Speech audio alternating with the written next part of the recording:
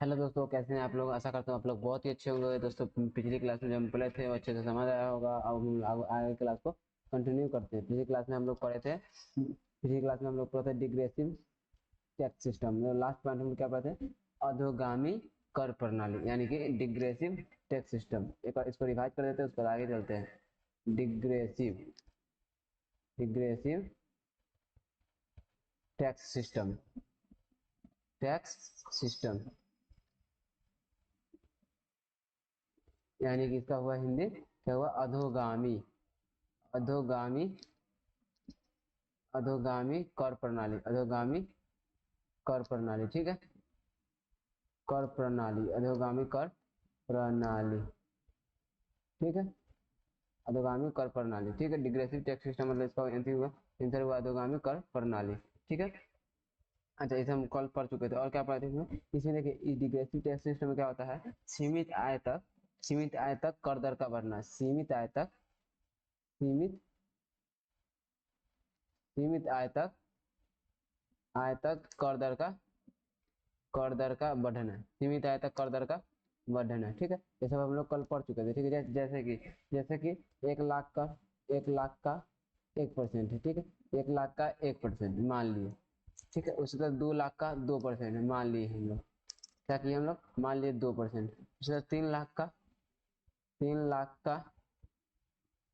3% ये मान लिए। उसी तरह 5 लाख का 5%। इसके ऊपर 5 लाख से 50 लाख जो भी हो, 5 लाख से 50 लाख से 1 करोड़ जितना हुई हो, चलिए इस सब का हो गया 5%। मतलब सीमित आय तक कर दर का बढ़ना। उसके बाद क्या होता है? फ्लैट हो जाता है। उसके बाद क्या होता है? फ्लैट हो जाता है। फ्लैट हो जाता है, वही होगा डिग्रेसिव टैक्स सिस्टम, ठीक है। चलिए हम लोग अब आगे की क्लास कंटिन्यू करते हैं। सब हम कल पढ़ चुके थे। आज इसमें दो शब्द आता है, करापात। दो वर्ड आता है, करापात। करापात और कराघात, ठीक है। कराघात। दो वर्ड आता है, करापात और कराघात। करापात और कराघात, ठीक है। दो वर्ड आता है, करापात और कराघात, ठीक है। देखिए, जैसे करापात को क्या कहते हैं हम? Incidence tax. इंसी इंसिडेंस टैक्स। Incidence tax. और ये इम्पैक्टेंस टैक्स।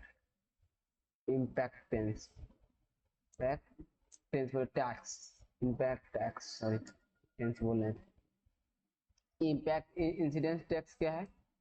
जिस बिंदु पर टैक्स लगाया जाता है, जिस बिंदु पर जिस बिंदु पर जिस बिंदु पर जिस बिंदु पर टैक्स लगाया जाता है, टैक्स लगाया जाता है इंसिडेंस टैक्स। वह जिस बिंदु पर टैक्स लगाया जाता है तो वह है इंसिडेंस टैक्स। जिस बिंदु, देखिए ये जो कौन है? इम्पैक्ट टैक्स जो है। कराघात टैक्स क्या है? कराघात कर क्या है? तो वह है वह पॉइंट जो टैक्स को पे करता है। वह पॉइंट जो जो टैक्स को क्या करता है?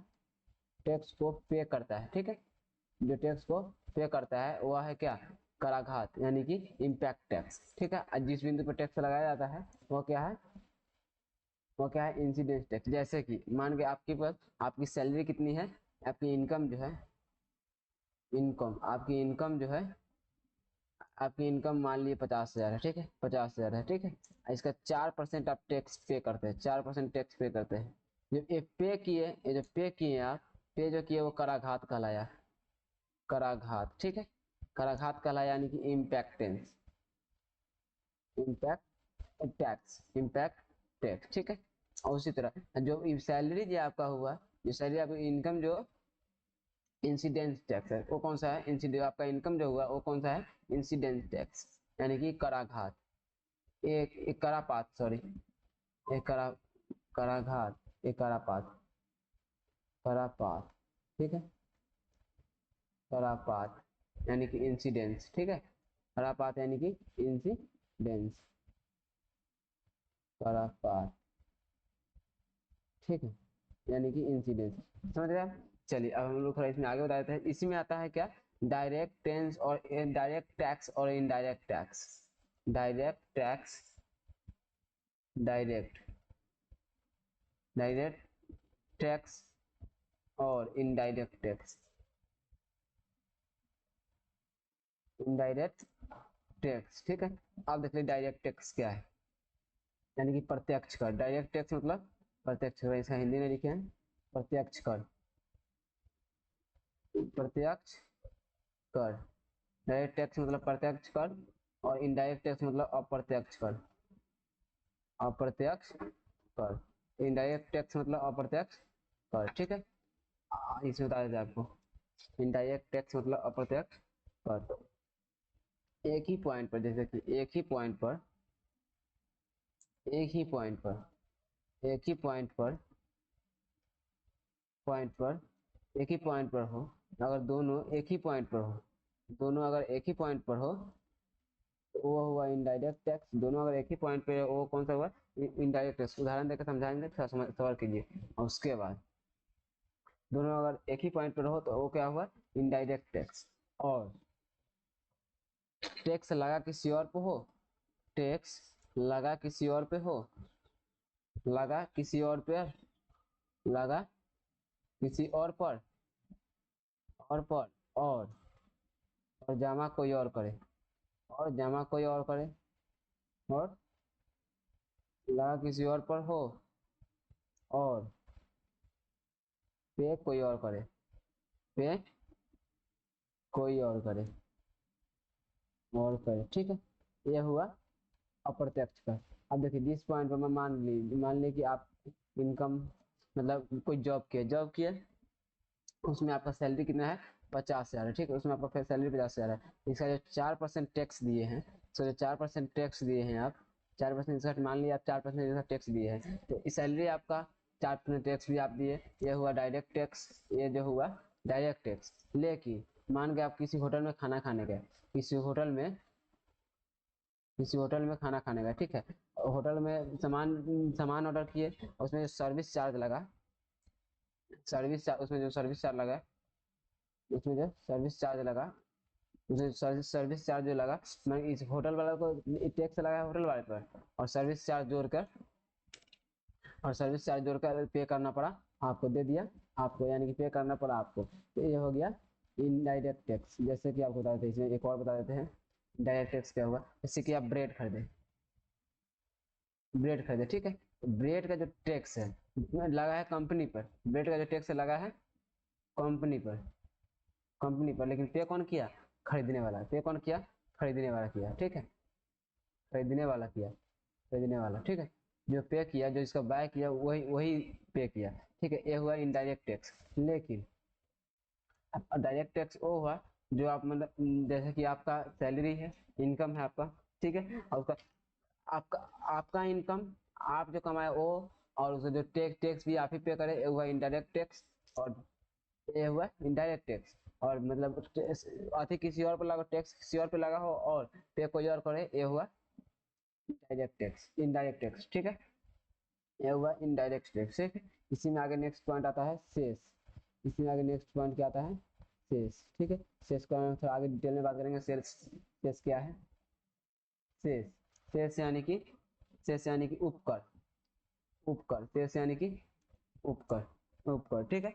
उपकर क्या है, टैक्स पर, टैक्स पर जो टैक्स लगाया जाता है, जैसे कि टैक्स पर, टैक्स पर जो टैक्स लगाया जाता है, जो टैक्स लगाया जाता है। उपकर मतलब टैक्स पर टैक्स, कर पर कर, उपकर, कर पर कर मतलब उपकर, उसी तरह शेष होता है, ठीक है। टैक्स पर टैक्स लगाना, टैक्स पर टैक्स लगाना, यहाँ पे लगाना, टैक्स पर टैक्स लगाना, ये हुआ उपकर, ठीक है। जैसे कि आपकी इनकम कितना है, आपकी इनकम, आपकी इनकम मान लिए हैं इनकम, इनकम आपकी 10 लाख है, ठीक है। आपकी इनकम 10 लाख है, आपकी इनकम कितना है, 10 लाख है, ठीक है। 10 लाख की इनकम है, इस पर टैक्स लगा दिया, क्या कर दिया, टैक्स लगा दिया, टैक्स लगा दिया कितना, इस पर 1 लाख टैक्स लगा दिया, ठीक है। 1 लाख टैक्स लगा दिया। आपकी इनकम 10 लाख है, इस पर 1 लाख क्या कर दिया, टैक्स लगा दिया, टैक्स लगा दिया। 1 लाख टैक्स लगा दिया, इसका 42% केंद्र सरकार जो किसको देता है, राज्य सरकार को। इसका 42%, टैक्स का 42% केंद्र सरकार किसको देता है, राज्य सरकार को मिलता है 42%। मान लीजिए 100%, ऐसे ही बता देते हैं आपको, ठीक है। जैसे कि 1 लाख जो टैक्स मिला, 1 लाख जो टैक्स मिला, ये हो गया केंद्र सरकार, केंद्र सरकार, एक बार राज्य सरकार, राज्य सरकार, ठीक है, सरकार। तो इसका जो 100% है, 100% है ना, इसका 42% राज्य सरकार को केंद्र सरकार देती है, राज्य सरकार को कितना परसेंट, 42%। अब खुद रख लेती है कितना परसेंट, 58%, खुद रख लेती है 58%, ठीक है। 42% इसको देती है, ठीक है, केंद्र सरकार देती है किसको, केंद्र सरकार 42% खुद रखती है, 58% खुद रखती है, 42% देती है राज्य सरकार को, ठीक है। चलिए हम इसमें आगे बात कर लेते हैं। 4% जो है इसमें, 4% ऊपर से संचित निधि जोड़ देता है, 4% जो है ऊपर से उपकर जोड़ देता है इस पे, 1 लाख पे अगर इस पे उपकर लगा दिया जाए, इस पे उपकर लगता है तो 4% और बढ़ जाता है। अगर इस पे उपकर लगाता है, ऊपर जोड़ के यानी शेष जोड़ दिया जाता है, शेष जोड़ा जाता है, तो इस पे 4% और बढ़ जाता है। तो अब उसको ये 4% किसका होगा, संचित निधि में जाएगा, यानी कि केंद्र सरकार के पास जाएगा। संचित निधि किसके पास है, केंद्र सरकार के पास जाएगा। ये 4% है, किसके पास जाएगा, केंद्र सरकार के पास जाएगा, ठीक है, संचित निधि में, किसके संचित निधि में जाएगा, केंद्र सरकार के पास। अब जो है 4% मतलब कितना, 4,000 रुपया, 4% मतलब 4,000, 1 लाख के 4% 4,000 रुपया, 4,000 जो है किस किस में जाएगा, संचित निधि में जाएगा, यानी कि केंद्र सरकार के पास। तो अब जो टैक्स पे करना होगा यहाँ पे 1 लाख नहीं, बल्कि 1,04,000, 1,04,000, ठीक है, 1,04,000, सॉरी, 1,04,000, 1,04,000, ठीक है। अब जो टैक्स पे करना होगा 1,04,000 पे करना होगा, ठीक है। टैक्स जब पे करना होगा 1,04,000 पे करना होगा, ठीक है। 1 लाख में से बांटेगा 58% केंद्र सरकार, 42% राज्य सरकार, और 4,000 जो बचेगा वो संचित निधि में जाएगा केंद्र सरकार के पास, ठीक है, केंद्र सरकार के पास जाएगा संचित निधि में, ठीक है। चलिए अब हम बात करते हैं सरचार्ज। एक और होता है पॉइंट, सरचार्ज, एक और पॉइंट होता है सरचार्ज। क्या है, कोई पूछ देगा सरचार्ज, सरचार्ज, सरचार्ज यानी कि अधिभार। सरचार्ज मतलब अधिभार होता है, सरचार्ज मतलब क्या होता है, अधिभार, ठीक है।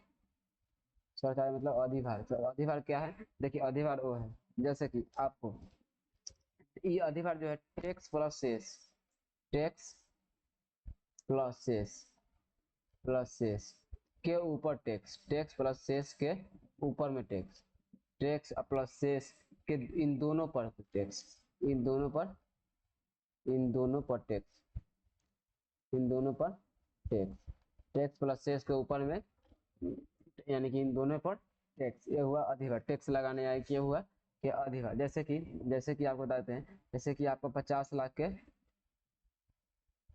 के नीचे आप 10 लाख के नीचे आप दे रहे हैं कितना, 10 लाख के नीचे दे रहे हैं आप 10%, 10 लाख के नीचे आपको 10% दे रहे हैं।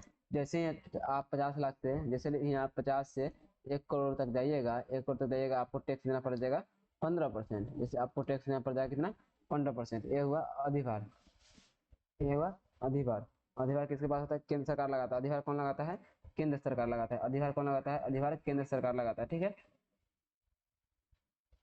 अधिभार, अधिभार किसका अधिकार है, अधिभार पर जो है केंद्र सरकार का अधिकार है। अधिभार पर किसका अधिकार है, अधिभार पर केंद्र सरकार का अधिकार है, ठीक है। अब हम बात करते हैं सरकार के पास जो है 3 तरह की चीजें दी जाती है। सरकार के पास, सरकार के पास 3 तरह के खजाने होते हैं, 3 तरह के खजाने, 3 तरह के खजाने। सरकार के पास 3 तरह के खजाने होते हैं, बता देते हैं कौन कौन से होते हैं। एक में जो होते हैं, एक में कौन सा होते हैं, संचित निधि, संचित निधि। एक में जो होते हैं संचित निधि होते हैं, संचित निधि, एक में होते हैं संचित निधि, ठीक है, एक में तो संचित निधि। संचित निधि में क्या है, संचित निधि में क्या है, संचित निधि, इसको इंग्लिश में लिख देते हैं, संचित निधि को कंसोलिडेटेड कंसोलिडेटेड कंसोलिडेटेड यानी कि टैक्स का यही जो जितना टैक्स का जो पैसा इकट्ठा होता है, टैक्स का जो जितना पैसा इकट्ठा होता है, टैक्स का पैसा जो इकट्ठा होता है, टैक्स का जो पैसा इकट्ठा होता है यही जमा होता है। क्या होता है? यही जमा होता है। टैक्स का जो पैसा जमा यहीं पे जमा होता है। टैक्स का जो जितना पैसा इकट्ठा होता है यही जमा होता है। इसमें जो है, इसमें किसका होता है? राज्य सरकार का, केंद्र सरकार का होता है। केंद्र सरकार कितना देता है राज्य सरकार को? केंद्र सरकार राज्य सरकार को देता है 42%। 42% राज्य सरकार को, ठीक है। राज्य सरकार अपने इस 42% पैसे को, टैक्स के पैसे को कुछ कोई भी योजना में लगा सकता है। इसको कोई रोक टोक नहीं है, कोई योजना में लगा सकता है अपने इस 42% पैसे को, ठीक है, राज्य सरकार। ठीक है, अब हम बात कर लेते हैं शेष। दूसरा तिजोरी कौन सा होता है? दूसरा तिजोरी होता है शेष। शेष का मैंने पढ़े डिटेल में, बाकी फिर भी शेष में कुछ छूट गया था। दूसरा हो गया शेष। शेष शेष यानी कि उपकर। शेष यानी कि उपकर। उपकर इसको बताते हैं public account. Public account, public account, ठीक है, पब्लिक अकाउंट, पब्लिक अकाउंट, ठीक है। पब्लिक अकाउंट, इसको हिंदी में क्या बोलते हैं? इसको लोक लेखा निधि। इसको हिंदी में बोलते हैं लोक लेखा निधि। लोक लेखा निधि, इसको हिंदी में क्या बोलते हैं? लोक लेखा निधि, ठीक है। इसको हिंदी में बोलते हैं लोक लेखा निधि, ठीक है। अब देखिए लोक लेखा निधि क्या है। लोक लेखा निधि क्या है, सबसे पहले ये बात जान लेते हैं, ठीक है। उसके बाद आगे हम लोग अधिक करेंगे। किसी विशेष उद्देश्य के लिए लगाया गया है, या लोक लेखा निधि किसी विशेष उद्देश्य के लिए लगाया जाता है।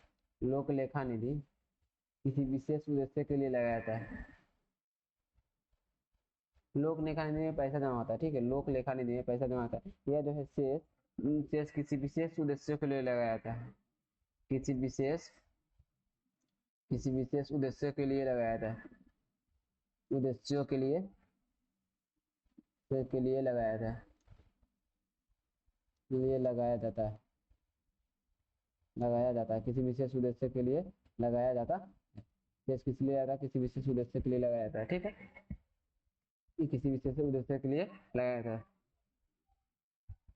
शेष जो है किसी विशेष उद्देश्य के लिए, जैसे कि आपको बताते हैं, जैसे कि किसके लिए लगाया जाता है? जैसे कि स्वच्छ भारत अभियान, स्वच्छ भारत अभियान, स्वच्छ भारत अभियान, स्वच्छ भारत अभियान, जैसे कि स्वच्छ भारत अभियान, स्वच्छ भारत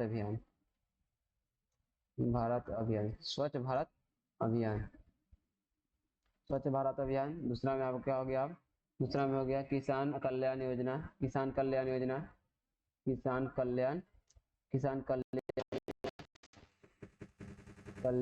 योजना, किसान कल्याण योजना, ठीक है। उसके बाद तीसरा में हो गया किसान कल्याण योजना। उसके बाद जो कौन है? किसान कल्याण योजना। उसके बाद थर्ड में जो हो गया हमारा, थर्ड में हो जाएगा प्राथमिक शिक्षा केंद्र। प्राथमिक